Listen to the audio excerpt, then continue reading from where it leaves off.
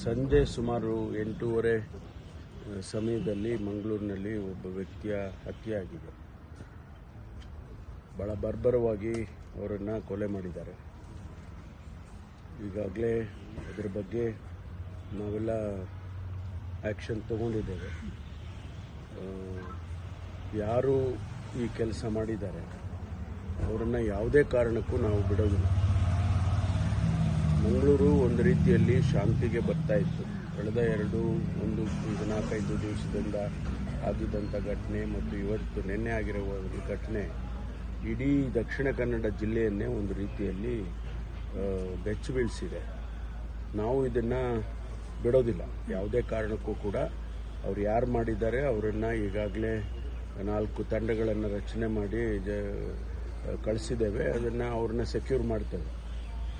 ಈ ಘಟನೆಗಳನ್ನು ಆಗೋದಕ್ಕೆ ಇನ್ನು ಮೇಲೆ ಕೂಡ ಬಿಡೋದಿಲ್ಲ. ನಾವು ಯಾವ ಕಾರಣಕ್ಕೂ ಬಿಡೋದಿಲ್ಲ.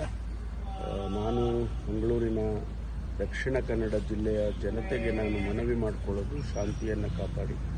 ಸರ್ಕಾರ ನಿಮ್ಮ ಜೊತೆಯಲ್ಲಿದೆ, ಪೊಲೀಸ್ ಇಲಾಖೆ ನಿಮ್ಮ ಜೊತೆಯಲ್ಲಿರುತ್ತೆ. ಶಾಂತಿಯನ್ನು ಕಾಪಾಡೋದಕ್ಕೆ ಎಲ್ಲ ಪ್ರಯತ್ನವನ್ನು ಕೂಡ ನಾವು ಮಾಡ್ತೇವೆ ಅನ್ನುವಂಥದ್ದು. ಈಗಾಗಲೇ ನಾನು ಹಿರಿಯ ಅಧಿಕಾರಿಗಳು, ನಮ್ಮ ADGP ಲಾ ಆ್ಯಂಡ್ ಆರ್ಡರ್ ಅವರನ್ನು ಡೆಪ್ಯೂಟ್ ಮಾಡಿದ್ದೇನೆ.